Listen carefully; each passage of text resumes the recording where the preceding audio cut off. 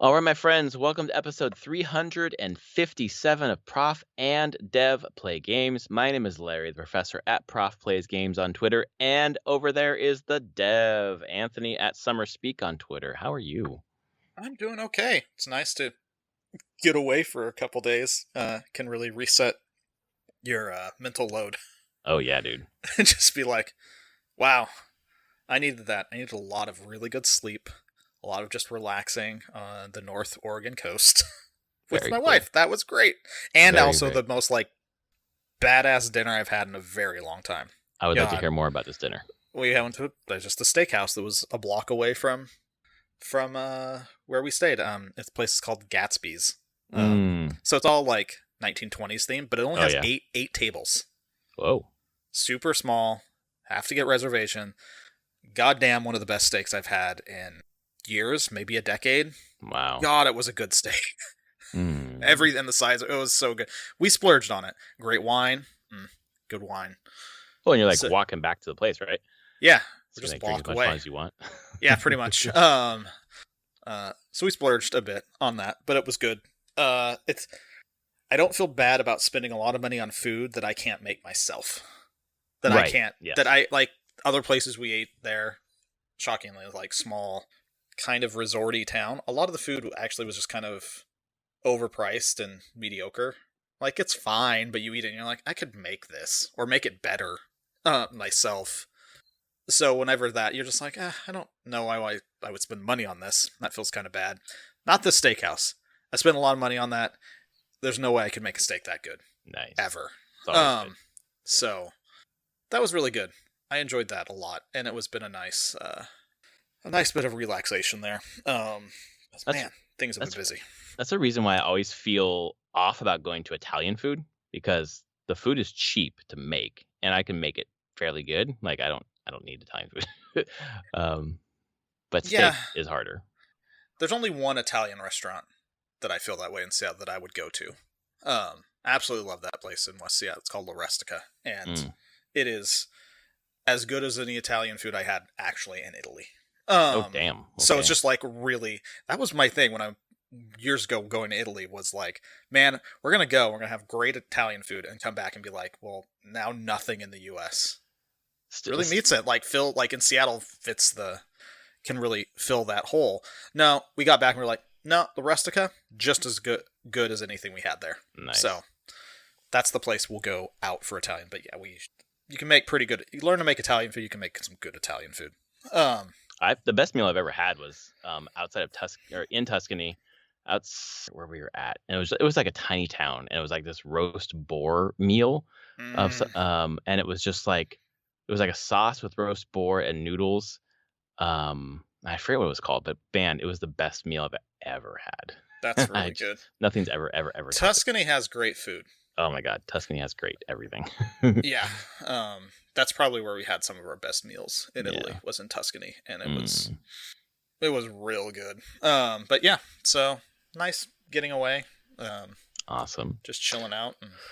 I was thinking we haven't had a podcast together in a while. And maybe the last time we had a podcast was when you were telling me about that artist who did like the Wind Waker print or whatever. Which it just came in yesterday. Nice. So I was like, wow, it's been a while. Because this finally got here. It's beautiful. And speaking of Wind Waker, Tom, I know you're listening. Your wife has my phone number. Get it from her. Text me. We need you on the podcast so you can talk to us about why Wind Waker is the best Legend of Zelda game ever made. So there you go. There's a little enticement for you. And Anthony's like, "What the fuck are we talking about?" I mean that's fine. Wind Waker is in the conversation for me. Oh my god! Please put it on Switch. Anyway, this week we're just catching up. We haven't talked for a while, so let's catch up. What's your favorite? What's your top 3 Zeldas? Breath of the Wild, Wind Waker, and Link to the Past. Yes. In reverse chronological order of release. Yeah. They got better as they went. But definitely those are the 3 that are in my top, hands down. Yeah, those are my 3 as well. I'd put Wind Waker on top only because of the experience of playing with my daughter. If it was just purely like at a game level, it's obviously Breath of the Wild. Yeah, I don't even, and that's not even order. I'd have to sit and think hard on order on those. God, I have to sit hard on that one. Like, you played Link to the Past, right? Yeah. Yeah. Oh, I love Link to the Past. I played Link to the Not Link Past. to the Past. Jesus Christ, not Link to the Past. What the fuck was the one that A they Link did, like, Between Worlds. That's it. Thank you. Jesus. That was fantastic as well. Yeah. So that'd probably be would be number 4 most likely. Nice. Because it was really good. It was super. I mean, that's weird for me. Ocarina is not. Ocarina's fine. It's up in there. It's a good game, but it didn't land as much as. I feel like that one's hard to replay. Yes. And that's the only thing. Even with the Ocarina 3D on the 3DS, still it's harder to go back to. Even like Majora's Mask too. They're both good. Yeah, Majora's Mask was. See, there's lots of good ones. Top 3 though, I don't know what the order are. Still, Breath of the Wild, Wind Waker, Link to the Past. Yeah. And then we can talk about A Link Between Worlds, Ocarina, Majora's Mask, where all those kind of fit in. I don't really know. Yeah. But yeah. And now we'll see if Breath of the Wild 2 or Tears of the Kingdom. Tears of the Kingdom. Tears. Can where it can sit in the end. Yeah, I'm curious about that. Same thing with God of War Ragnarok. The 2 massive sequels to massive reinventions of a franchise. Yeah. The previews have come out for God of War Ragnarok, and they have it's basically like it's part 2. It's like it just continues where it left off, and it like is just better in every way so far in those 5 hours. So who knows how the rest of it plays out, but I'll tell you, I told you off mic, the election for that I'm helping with down here, and it's taking a lot of my time, ends right when God of War Ragnarok comes out.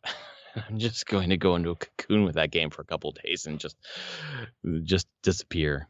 Although we won't know the results for like a week because mail-in ballots or whatever. Sure. But I don't know if it's gonna be like cathartic or like I'm just gonna cry. I don't know.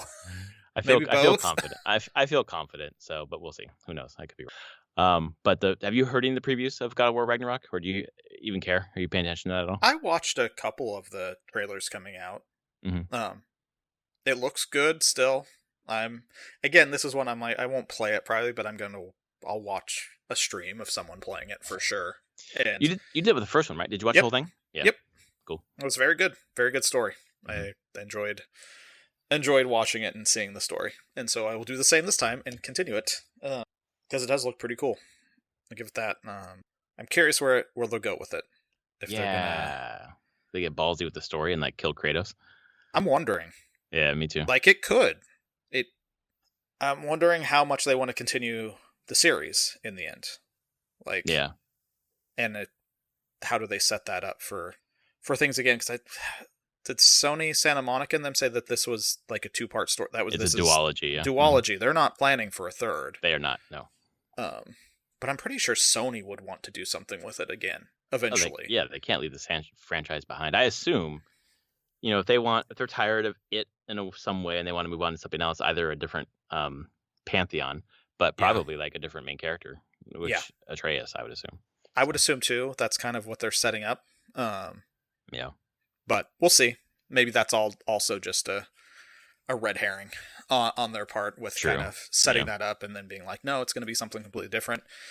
This will be truly a concluded story, and there'll be another God of War game eventually, but it will be different. Like you said, maybe it's a different pantheon. A lot of different pantheons had their own gods of war, basically. Yeah. So they might spin something else up eventually.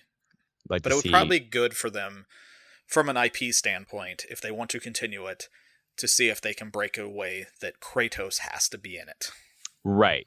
Can God of War exist without Kratos? Yes. I mean, I think it already can, because the Kratos is in God of War now is totally different than the Kratos before, or mostly different. So they've already proven it could be a different Kratos. So then it could probably be a different character then. Yeah. Which is also kind of what we talked about before, but that's something I would like to see with Horizon as well, for them to expand and have different characters kind of this, Zero Dawn. Forbidden West had some really cool side characters that I think you could build up something with. Yeah. Another franchise I don't think Sony wants to give up for the future. So no. I feel like when it's pretty clear the next Horizon game is going to be the end of the like trilogy that Guerrilla's been doing so far. Yeah. But there's a lot more story to be told in that world, I think. Yeah, there's a lot of there's a ton of lore in Yeah. the items, and I forget what the place is called now, where you see all the holograms of like history and shit. Yeah. Wherever that was, for the throne room, near the throne room in Forbidden West. There's a lot to explore there, so love to see it. Speaking of things Microsoft doesn't want to, or Sony doesn't want to give up, Sony doesn't want to give up Call of Duty. So we've, with the regulators, the showcase, the road show, I should say, where Microsoft going to the regulators and saying, this is why us buying Activision Blizzard isn't going to be so bad for the industry or for Sony, because they're the market leader and we're just in third place, and we have, if they lost all the Call of Duty players, they would still have more active users than Xbox has. I mean, they're totally doing it.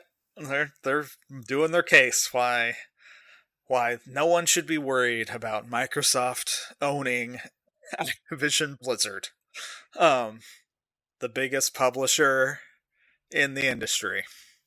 No reason that's a problem. I think it's so interesting that Sony's arguments are really resting on Call of Duty. I know it's the biggest game ever, but like there's a lot more in the catalog besides Call of Duty for Activision Blizzard. Yeah, but I think they're probably with regulators. How much are these regulators focusing on all the different IP? If they focus on Call of Duty, that's like the biggest thing that Activision does. So they can be like, this is the most money, and this is where it's coming from. Should Microsoft own that too? Yeah. And I don't honestly think it's gonna make that much of a difference overall. In terms of the landscape of the industry? Or no, for regulators. Oh, yeah, exactly. I agree. Because I think it, like, Microsoft can easily argue, they're doing the whole thing, like, we're so small, we're third place right now in the game industry when it comes to consoles and players and stuff like that. But they can also just be like, also argue, like, well, Call of Duty is a big selling franchise and game, but let's point to all the other games that are cross-platform or Sony exclusives that do better business than Call of Duty, that they have no control over. Fortnite, right, Apex, they'll get Overwatch now, so Overwatch 2 is doing very well. So I don't know, I think there's arguments they can prove that, like, them owning Activision Blizzard doesn't make it a monopoly pretty easily. At least through regulator eyes, I would say. Yeah, I agree. And there's so much out there, Yeah. There's so much out there that's so much big that makes a ton of money. So, well, and part of Microsoft's other argument, like response to that, was like, Sony can make something to compete with Call of Duty very easily. Like, just because we own Call of Duty doesn't mean that they can't have something very similar on the market that could compete with it. So, competition is good for the industry, blah, blah, blah, they said. Yeah. It's like, they also argue that it's good for the consumers, which I'm like, is it? Is this really? Like, that's the stretch here. Like, well, because they're saying because we're going to put it on Game Pass and it's going to cost less for the consumers. I guess so. Yeah, that's true. That's true. But the contracts for at least now, even if they buy Activision Blizzard, or that they can't put it on Game Pass for X number of years, or at least the newest one. So, and I don't know what those years are, 3 years, 5 years, whatever. So, yeah. That's still really funny, though. Like, just Microsoft here saying that we're not that big. We're not a big deal. Just, sure. Oh, that deal's totally going through, isn't it?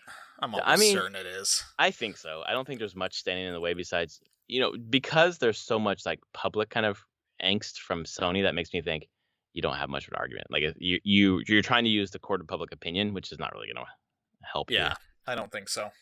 And I personally, and this is just super selfish of me, I want it to go through because I want Bobby Kotick to be fucking fired and have nothing to do with that company. He won't be fired, but whatever will be done. He'll be gone. He'll just leave. Yeah, exactly. So that I can buy Diablo 2 remastered, or whatever the fuck it was called. Resurrected? Resurrected, thank you. Like, fuck. I holding to my guns, guys. Some streamers playing it. Because it has a ladder reset that happened like a couple weeks ago. Mm-hmm. And so some of the streamers I watch picked it up and were playing. I'm like, fuck. Yes. I want to play this so much. Mm-hmm. Mm-hmm. We can't play it till like June 2022, 3 or something like that. Just Diablo 2 just looks very pretty and runs on a modern system without issues. And I'm just like, fuck, this is all I want. The good news is that when we were able to finally play it, either it'll be on Game Pass, I don't have to pay anything for it at all, or it'll be like cheap or whatever. So I don't know. I have enough to play, but it was already $20. It was on sale. Like, that's the thing. It was half off. Fuck. They did the ladder reset and went half off, and then all these streamers were playing, and I was like, I'm just kind of sad right now. Yes, I want to be clicking on monsters, and I want to watch loot come out. Oh, well, then you can play Gotham Knights. Perfect. Oh, god damn it. Hey, the reviews are hitting on that and exactly where I'd expect it to be. Yes. About 7 out of 10. Yep. That is what the previews look like, and I'm not shocked. And I hear that people enjoy the story of it. Like, it's neat that way. Mm-hmm. But consistently hear the combat from most reviews have been, it's boring. Yeah, and that sucks. My brother wanted to play that with me, but he's delaying getting it because of pay or money issues. And I'm delaying it because there's no way this thing can be half off by the fucking time we get to fucking Black Friday. Oh, yeah. This one's totally going to be at least it's full price game now, so I bet $40, somewhere right around there. Yeah. By Black Friday. And I finally have a next-gen console that has a disc, so I can take advantage of some of those physical sales finally. Because they don't always go on sale digitally like that. So yeah. But it will be an Xbox. Oh, boy. We're catching up on things. Did you see the voice actor drama? Oh, fuck yeah, I did. Holy shit, I followed that pretty closely. Helena Taylor, I think her name was. Yep. Who was the original voice actor? Just quick summary of her being the original voice actor for Bayonetta 1 and 2. Yep. And then she comes out a couple weeks ago or a week ago, whatever, with a series of tweets saying that she was offered only $4,000 to reprise her role as Bayonetta and found it offensive and turned it down and wants people to boycott. Bayonetta 3, Jennifer Hale is the new voice of Bayonetta there. Yep. And it brought up a good conversation about voice actors that get paid very little. But then Bloomberg, Jason Schreier did his thing and was like, actually have documentation where she was offered $5,000, $3,000 to $4,000 per session for 5 sessions to do Bayonetta. She turned that down, wanted, six figures and residuals, more residuals than SAG-AFTRA gives. Like, so this is the thing. Whenever she even put that stuff up, I was skeptical because I'm like, pretty sure this is a union job, and that's not union rates as far as I've been aware. Mm-hmm. And it wasn't. The what Bloomberg brought up, that was union rate. Like, the $4,000 is roughly one 4-hour session. Exactly, that's what it said. $1,000 an hour, basically. Roughly, it's like 900 and something bucks. Yeah, mm-hmm. 950 or something. And there's a number of other caveats to it, but I'm like, that makes sense. So you weren't offered $4,000 for the entire thing. Well, so initially I thought, she either got confused or was not confused, but just kind of like being manipulative and saying just that one session when it was actually 5 sessions. But then later it came out when she turned it down, they offered her, I think you probably saw this, they offered her a cameo for a different character. Yeah, one session, $4,000. Yeah, it was like one session, come in for a session. What she was using. Yeah. Because she's mad because they recast her. Yep. Although that's how negotiations, I think, kind of work. They offered her how much they were going to pay. She said no. Mm-hmm. Pay me this. And they're like, no, we're going to recast. We're going to hire Jennifer Hale, which I guarantee you they did not get for $15,000. No, definitely not. They paid that was a piece of the story where I was like, something doesn't add up because Hale costs way more, I bet. Yeah. I'm sure they at least paid $5,000 to $10,000 more to have Hale do the same number of sessions on that. Mm-hmm. So yeah, there was a piece from the start that didn't add up for me on like how all the information, and then Jason Schreier digging in, and maybe we'll get more information later on everything, because there's also a piece here that's, it's I think been 7 years since the last Bayonetta. Longer than that. Something. It's been a while, like considerable amount of time. Territory. Yeah, and it wouldn't surprise me if they just wanted to recast, and they're like, well, this is our off, like, it's union rates, here's your base offer. Hoping to shake her off kind of thing? Or, kind of. Yeah. It's a very Japanese thing to do as well. They don't want to straight up fire. That would be the nice way of saying, well, we don't really want you here, but here's low offer. Mm. I don't know. There's probably more going on behind the scenes than that, but it's just, I was like, I think there's good conversations to be had about voice actors and the work they put in and how much time and what they're paid for it. And I think the SAG-AFTRA has actually done very well for them. That they've done a lot of renegotiations and contracts and how it's done, and voice actors generally get paid decently well. If you think of like they're getting $4,000 for a 4-hour session, that's pretty good overall. It's not $7 an hour. It's good. Yeah, Jesus. it is good. It's more than a lot of people make in a month. I can see the argument where it doesn't feel like enough when you're a voice actor for, I don't know, Geralt, for example, whatever, where you're like the main person, you're the fucking face of the game, or the voice of the game, basically. And that game makes millions and millions and millions, and that voice actor gets like, $50,000. But $50,000 for one gig, that's like what people make in a year. So yeah, and a lot of people that you hear voice actors, like, you're not trying to live off of one gig. You're lining up multiple jobs because they don't take months to do. It's not typically like an actor doing film or TV. Like a movie could take 3 to 4 weeks of filming, and like that's what you're doing during that time, maybe even longer. Like, so there's different rates, but the voice actors, they tend to you go through a couple roles, you could do a couple jobs a month, like, and set yourself up, and that's how typically it's done. And I know there are things about getting residuals off of sales. I just don't remember what that negotiation was from a few years ago. It's that no one gets it for voice actors. Oh, no one gets it anymore. That from this conversation, at least from my understanding of it, was that people were saying that's crazy. She's asking for residuals because voice actors currently don't get that. So unless I've misheard that, I think that they don't. But I could be wrong.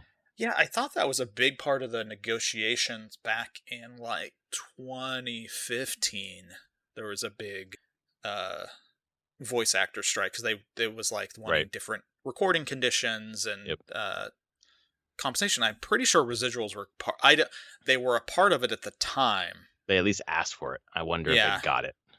Maybe they did. Maybe I'm wrong. I could be wrong. I'm trying to see. There are SAG residuals. I just covered cinema. Yeah, I think it's more complicated that because like animated voice actors on animated series and stuff would get residuals. Yes, that's right. But I don't know about video games. Yeah, I don't. Yeah, I think not, but I could be wrong. Just based on this conversation where it came up, people are like, "That's not. They don't get that yet." Maybe I'm wrong. What I think voice actors should do is I think they should ban. Did you find it? It's from 2017. It's a Polygon article. Voice actors, video game makers reach agreement in strike. Had the 11th boycott.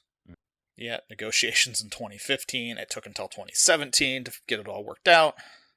Unlike actors, voice actors have been seeking royalty payments for performances in multi-million selling games. The game sales, with payouts rising as the game sales increased, is paid. The tentative agreement does include structure for secondary compensation, but the bonus payments are tied to the number of recording sessions an actor works for a game, not sales. The bonus payment, which is due no later than the release of the data game, is based on the number of sessions worked on each game, beginning with $70 payment on the first session and total $100 after 10 sessions worked. Yeah, so it's not residuals then. It's based on... Yeah. It's not tied to sales at all. Okay. Yep. No. So no, they did not. They dropped the residuals thing. Yeah, that's what I thought. What I think voice actors should do, they should band together. They should play a game of D&D. They should film it. They should stream it on Twitch. And then they should just be set for fucking life. And yet still do voiceover work. Because they like it, right? At this point, I have to imagine. Because I saw a thing. There's a Superman cartoon that just started that's like Super Kids or something. It's like Clark Kent and Lois Lane's teenage kid getting powers, but Lois Lane and Clark Kent are Laura Bailey and Travis Willing. Oh my god, that's so cool. I'm like, of course. Yeah.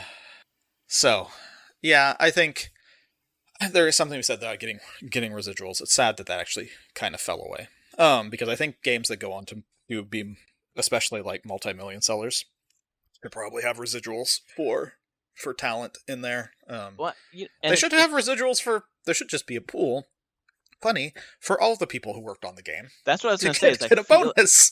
honestly, I feel like games are so complicated because the voice actor, of course, is something major in the game, but the people behind the scenes who have to animate that, who have to sync, who have to write, who have to code, like a lot goes into that character being on the screen besides the voice.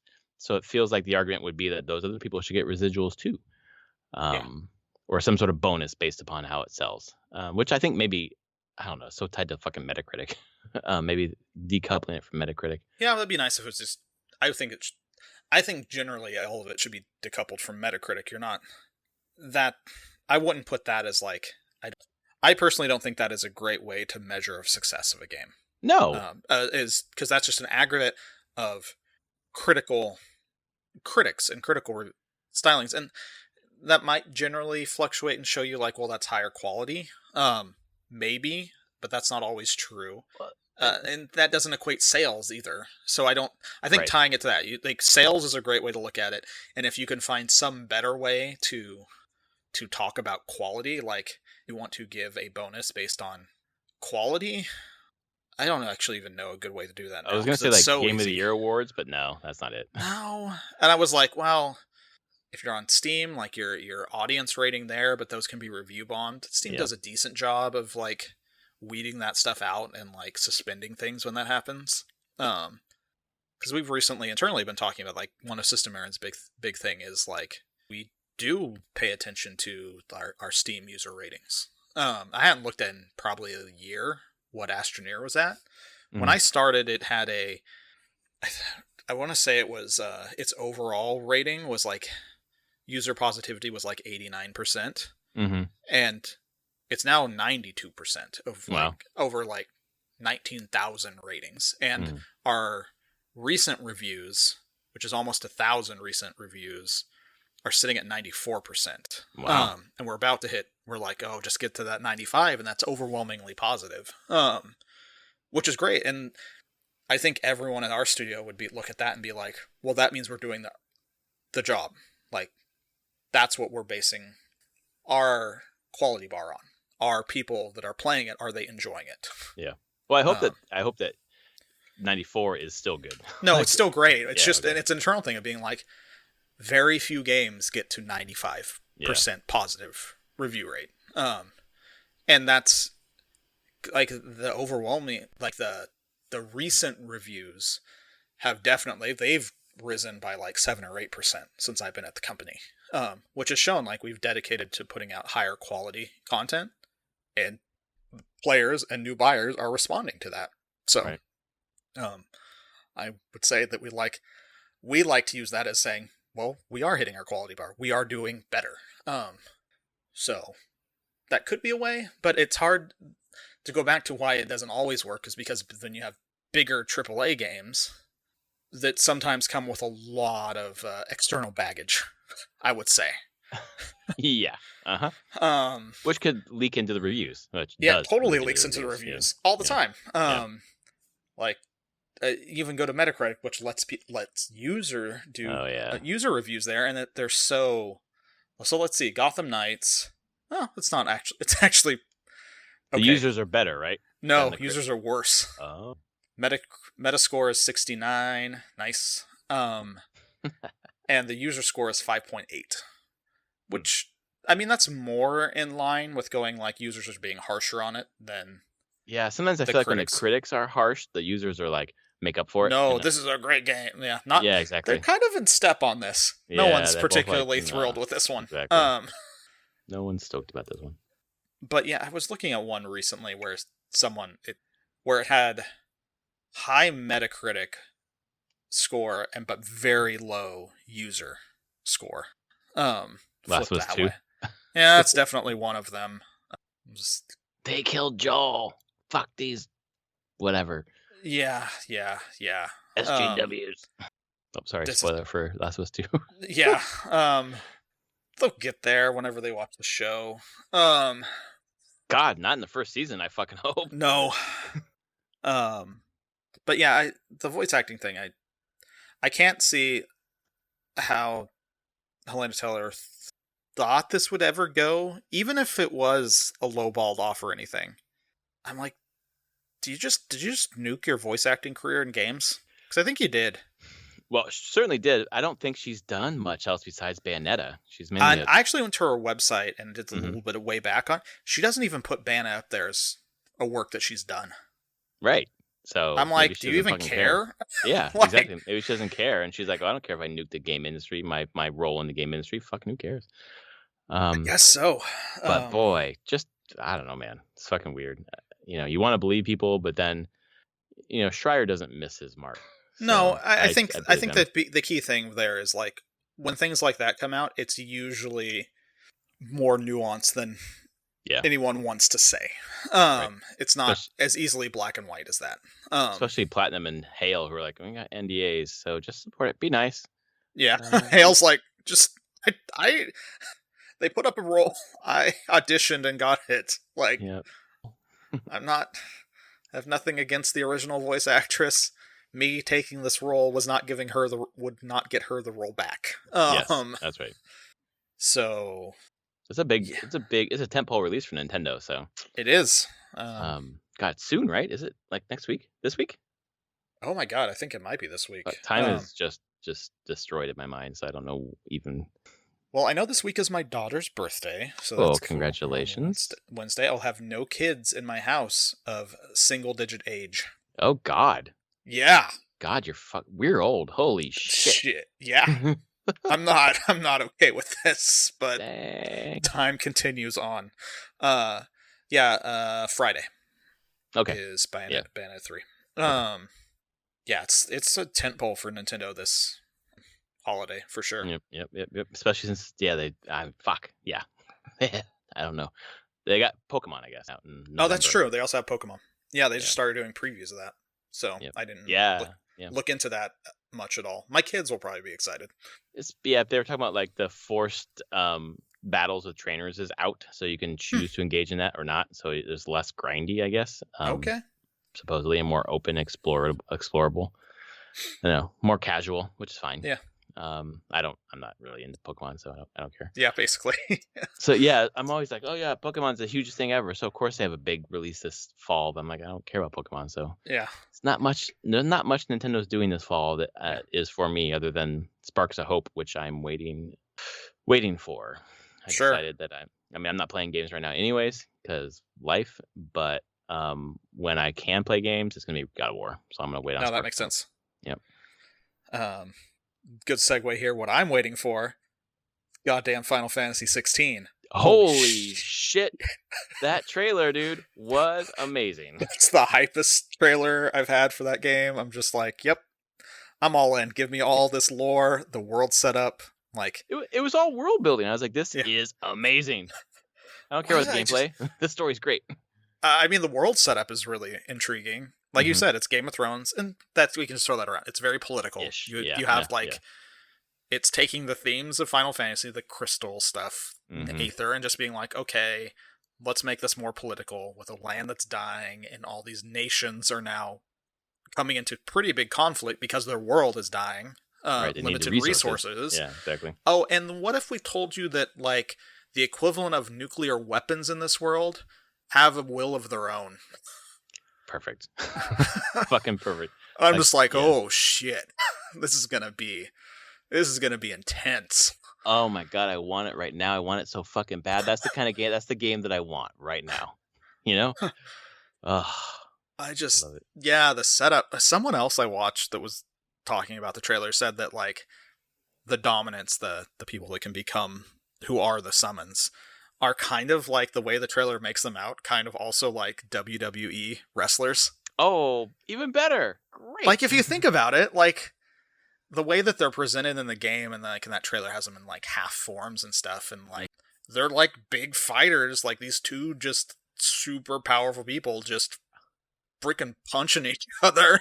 And like, oh God, he hit him with a ladder. Yeah, I'm just like, man, there's just like a certain level of like hypeness to that. Yes, dude. That hasn't really been in a lot in the Final Fantasies. So it's very intriguing to me that they're going this route with kind of taking some of the stuff from older Final Fantasies and being like, let's remix this and like, I wouldn't say even modernize it, just be like, okay, let's really focus on like, you want to make the summons the main thing of the game? Well, let's make them have drama too, on top of it. They're not just things that come out. Like, there's human drama tied up to these beings now. I hope it's good. God, I hope it's good. I hope so too, because it's such a it's an interesting departure from the story of 15. It feels like they're like, let's forget about that one. Let's continue some of the stuff from 14. And I just hope that they weren't like, this is a cool idea. Let's carry it 2/3 of the way through the game and then change it completely and do some other fucking. Please no. Yeah, like just forget about 15. I enjoyed 15, but I want something that is consistent throughout. Yeah, no, that's the problem with 15. This, I hope so. I mean, they landed 14 for me. I mean, I guess 14's not done, but it's main story arc, and they're working on setting up the next one now, was done, and I felt they landed it perfectly. Like, yeah. I was very, very satisfied with how 14 ended. In all ways. It was just like, it had good character conclusions, thematically concluded very well. Yeah, I didn't feel like they dropped the ball on it. It was like, man, 250, 200 to 300 hours of story, and you landed it. That's like crazy. And like, good emotional payoffs. So they apparently don't subscribe to the Stephen King style of writing, which is amazing throughout, and the ending just blows. Yeah.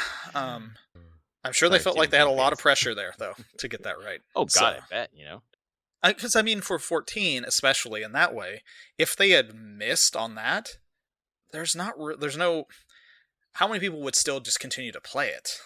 Like, right. So many people would just bail at that point. They're like, okay, well, I don't trust you to do this again, so, I'm out.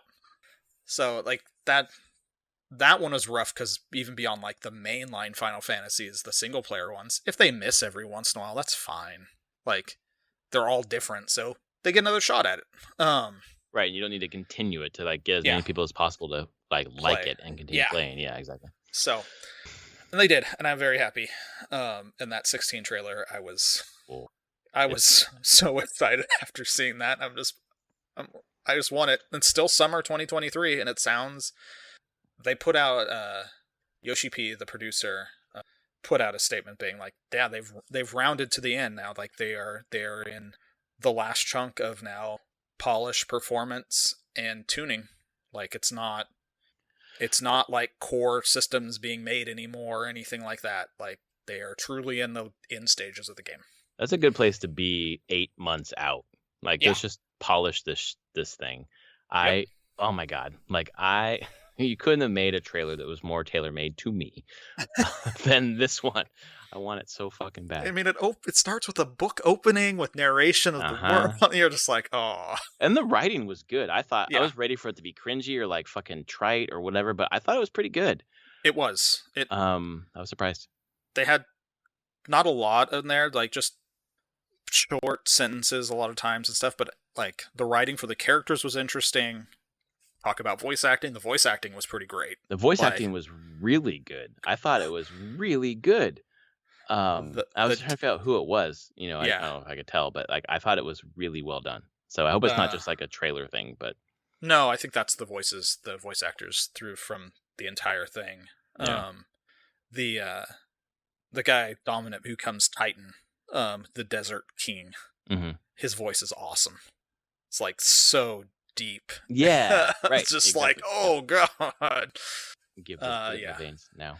Yep. Well, we got many more months, and they said that there'll be a few more previews and trailers over the next chunk of time, and they're giving interviews next week through like all media, doing another round of press, and probably in the next month you'll start seeing articles come out about more details of the game. So, well, as much as I want it, that's good to see that there'll be more press coming out. As much as I want it, I hope to God it's later in the summer, because Breath of the Wild is beginning of May. That's true. or Tears of the Kingdom. I mean, Yeah. So I need a month and a half. I think so. I have a feeling. Well, what is summer would be June, July, August. September. It rolls into September. So. September, so it's July, August, September. Oh yeah, because the end of the quarter. I mean, it depends on who we're talking about. I think it's probably going to be September. Yes, I do too. I don't think it's going to be early summer, and most companies won't release mid-summer because that's a general downtime for the dead zone for the game industry because everyone's doing shit for summer. Yes, we're going to be watching Rent or whenever the fuck that. Oh God, did I tell you my college is doing Rent? Really? Yeah, my college is doing Rent next March or something like that. Okay. So I'm gonna see Rent at least twice next year. Okay. I'm very excited about that. So yes, get out of the way of Breath of the Wild. Between God of War, Sparks of Hope, Witcher PS5 version, which I'm fucking gonna play. And then I'm fucking set. I'm good. Yeah. I mean, I don't need too many more games than that. I've got Persona 5 Royal now for Switch. Shit. Have you played it yet? Have you loaded it up? I loaded it up. I didn't start a new game. I wonder how it runs. Everything I've heard says it runs. It's locked to 30 FPS, which I've heard that. So that's the thing about it is I think it was 30 FPS on PS3, maybe PS4. I don't know what frame rate it was locked at, but because of the way the art style is and everything, it kind of fits the slightly lower frame rate. Mm-hmm. Because it makes it look more like animation, right? Completely smooth, fluid. But everything I've seen online says that it runs great. Like, damn, that's great. Oh my God. So I've never actually owned a physical copy of it. So this is my first physical copy. And was it a steelbook? Yeah, it's a steelbook. That's why I wanted to get the initial release because it's it's steelbook and it's all the DLC. Damn, dude. Third time, right? Second time with Royal. Royal. Yeah. Yeah, third time through Persona 5. Yeah. But yeah, I am all in on the JRPGs right now. I'll just be honest. Well, did you finish Xenoblade 3? No, I need to do it. I'm still like, oh God. Are you still in the same spot? Yeah, I'm just like, have to hit that confirm. Let's do this. Because I want to. Let's just make that happen. I'm sure. Life has just been crazy busy with housework and everything. Yeah. Where I feel like I'm just like, I don't want to invest that much right now. Yep. Oh, I get it completely. But I do need to finish that. I played 5 minutes. Except for with my daughter, she's really into playing Yoshi right now. So we're playing Yoshi's Crafted World again, which is awesome. I've 5 minutes into, maybe 10 minutes into Hot Wheels Unleashed. That was like a PS5 Plus game or whatever, which is fucking awesome, by the way. It's really fun. But that was it. I was like, I can't commit to anything big right now. I really can't. Yeah. No, I understand. Yeah, I haven't really played a whole lot. Like, I'm super into really just all in on JRPGs, and I'm not playing them. There was, God, it must have been 2 weeks ago. This tabletop role-playing game I have been sitting on, like, waiting to come out for years, dropped on DriveThru RPG PDF. It's called Fabula Ultima. It's a tabletop JRPG thing, or system, and I'm all in on that. I'm running a one-shot here in the next couple weeks for some people at work. Nice. And I'm just like, yep, I'm all in right now on just reading this book and making my own. Yeah. Final Fantasy inspired role-playing games. Is that how the setting kind of feels? Yeah. Awesome. I mean, it's meant to evoke Final Fantasy for sure. I mean, it's an Italian RPG. Like, it's been out in Italy for a year, and it finally got, the guy who wrote it does his stuff in English and Italian, but when this game got picked up by an actual publisher, it's taken time. It's like 300-page book, so it finally had the English translation out, and I think the physical book will be out hopefully by the end of the year. I'm going to get that. It's just it's the right level of crunch for me, storytelling to crunch.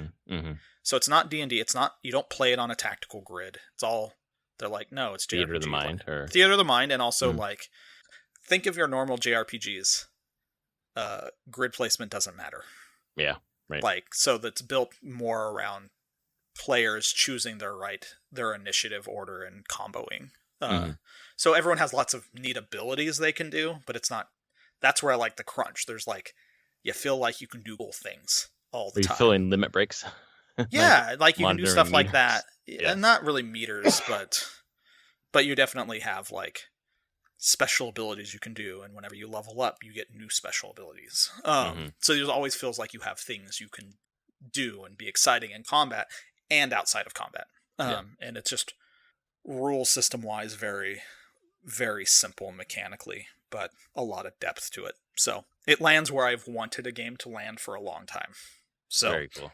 I'm gonna run this one for some people, which is actually Final Fantasy XIV inspired.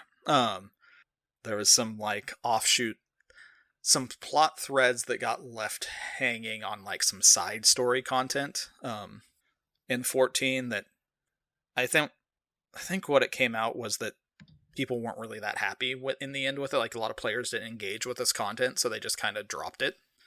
So I'm just finishing the story my way. Wow, very cool. And all the people that I'm playing with are Final Fantasy 14 players at work, and they're like, yes, please, let's do this. Awesome, that's very cool. So yeah, I've been spending a lot of my time creating a lot of pre-made characters. One character for every job in Final Fantasy 14. Dang, that's a lot. Which is 19 characters, Jesus. pre-made characters. In case they pop up in the campaign, or are you gonna? No, because because the one for the one shot, the players aren't making their characters. Oh, okay. So they just get from those. Those are going to choose, but I wanted to give them the full options of like, well, what job do you want to play? And so, that's the cool thing of the depth of the system is I can easily evoke all the different jobs with the core content of the tabletop game. So I'm not making specifically like a paladin, but the way the character creation works, I can make a paladin by choosing the right abilities and like classes. Right. So it's been fun. That's really what I've been doing. Like, work ends, kids go to dinner, kids go to bed, and then I'm just sitting here like making characters. That's cool. And like planning out a one-shot arc. God bless people who make characters for other people. Like the only thing I've been playing is the D&D. I joined that level 15 campaign, and boy, I have no idea what the fuck is going on. Level 15. That's intense. It's and there's like so much so much shit's happened. It's like a 3-year campaign, right? And I'm just like jump in. I'm like, I'm just gonna listen and interject every once in a while, but just listen. Like, whoa, this is very different than the one shot where I felt more involved. So it's fine. It's cool. I'm learning how to play, and D&D is fucking awesome. And the storytelling and oh my God, I for some reason, not for some reason, the battling in Critical Role when they are battling, I'm less interested. I'm more interested in the story outside of that. It's completely the opposite when I'm playing. I'm way more interested in the fucking battling and the strategy of what to do and how to do it. It's so engaging and fun. Especially with my sneak attack rogue. It's fucking a lot of fun. So that is something I've been playing. We switched to a different night when I'm not at a governing board meeting or whatever. Nice. So thanks to my crew for doing that for me, basically. But it's a lot of fun, man. And every time I load up D&D Beyond, and it just keeps popping up with that Dragonlance Kryn stuff. I'm like, damn. I should do it. I should reread those books. Like, wait, what? Maybe I shouldn't do that. Maybe I shouldn't do that. But I don't know. I'm reading a bunch of books with my daughter of it's like a Upside Down Magic is what it's called, and just having a lot of fun with kind of those basic adventure magic books. So maybe but yeah, not much time for video games lately. That'll all change after November 8th when I will mainline them into my system and lose touch with reality for a while. And just making music otherwise. Spent since February working on a cover of Everlong that is finally done, and it just feels, there's a couple imperfections that feel like I want to leave them because this is my version and it feels good. And I'm so happy that it's done. Nice. So moved on to covering Lithium, and Oh, realized that I've been playing Lithium wrong my entire fucking life, and it's hard to retrain myself. wow. Yeah, it's hard. I'm working really hard at retraining myself for that. The arpeggio kind of that part. Yeah. I always played an extra note, and I didn't really realize it until I played it and then listened against the original version. I was like, there's a note I'm playing that's wrong, and now I know what it is. Well, there you go. That's your cover though. You add that extra note. Yeah, but it's so repetitive and annoying that Yeah. listening to it sucks. Playing it's fine. So I'm going back and changing it tonight after the podcast. Yeah. Very cool. Yeah, it's been good times. I missed talking to you, so I'm really glad that we're back on track. And next week is we're just in fall season, so it'll just be a bunch of cool games to talk about pretty soon. Yeah, I mean, there's going to be a bunch coming out. I'll probably play some P5R on the Switch. Yeah, so I want to hear. I mean, how can I not? I'll be honest. Yeah, exactly. You bought it. I don't think I have 125 hours right at the moment to pour into it, but I'm happy to have it. Do you think your wife would play that kind of game? Like that game, I mean? I don't know. I mean, I think there's a lot that she would enjoy about it. I've told her that she would probably enjoy it in the end, because she does like JRPGs. Yeah. Except 15. She hated 15. I can see that completely. She freaking hated it, and she still rants about 15. As she calls it, the bro trip. Yes, totally. She was so angry at that game. So angry. It's a perfect kind of road trip where 4 douchey guys would listen to douchey bands like 311. Oh. She was pretty unhappy when the somewhat interesting female protagonist in 15, who you never actually even played with, who was just killed unceremoniously. Yep, she's totally. Like, oh, fuck this game. Yep. Like, she was so just like, god damn it. 15. Yeah, 15 is kind of a hot mess. Honestly, it should have never been considered brought in to be a mainline. It really wasn't supposed to be a mainline game, and they rebranded it as 15, and I'm like, you shouldn't have done that.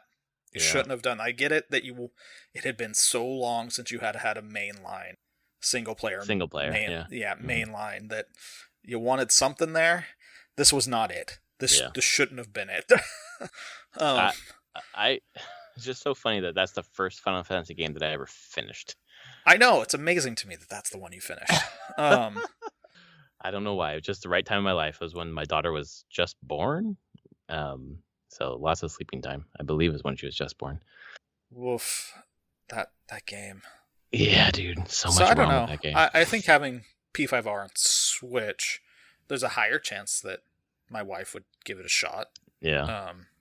I think, if anything, it's kind of like similar in her views of anime now, is that she finds it very boring overall. Mm-hmm. Like, she's like, I know that the archetypes and the tropes, and they're always the same. Yep. So, and I'm like, P5R follows some of that for sure. So I don't know if she just find it kind of like, I know what this is going to be.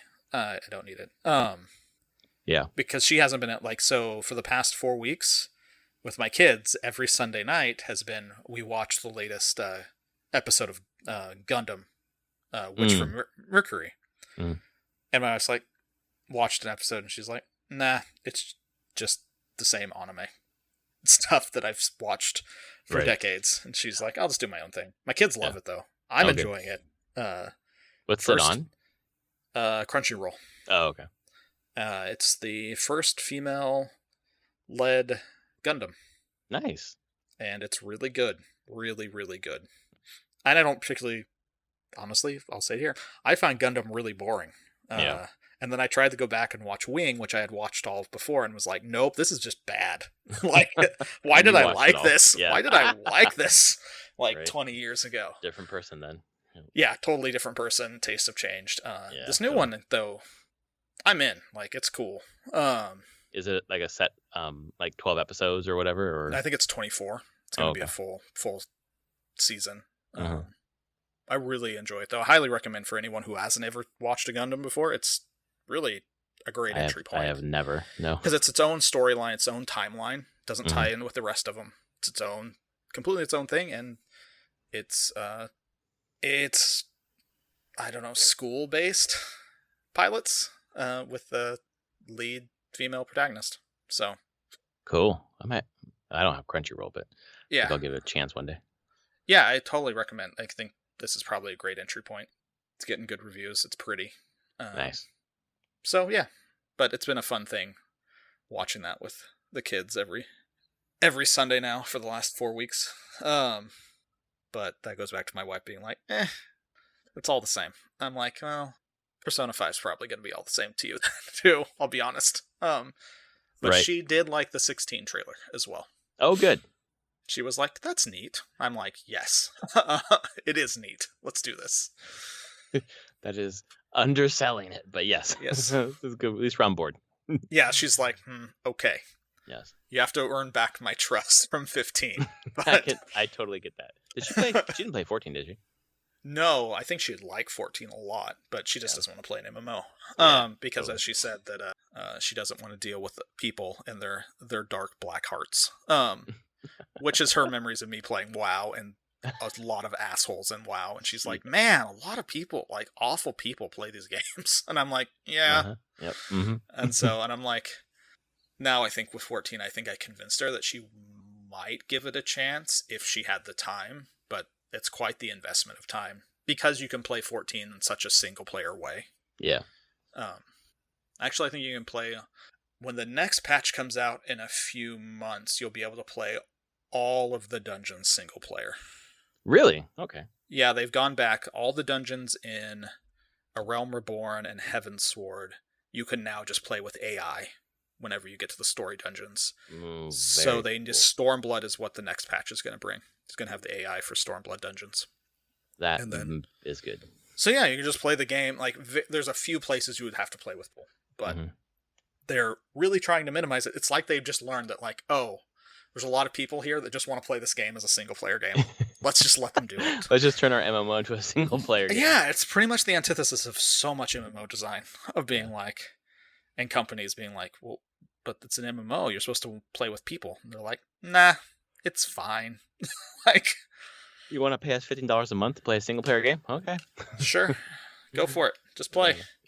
So, we'll see at one point, because if she's like that. She's played 12 was the other one. She didn't like 13. I didn't like 13. Yeah. She Lightning played a fair Returns is 13-2. Yeah, or whatever. There was multiple Yeah. sequels. So, I don't know. She didn't like that one that much either. She just found that one just being like, what the fuck is going on? Like, I've given you 10 hours and I have no clue what's going on.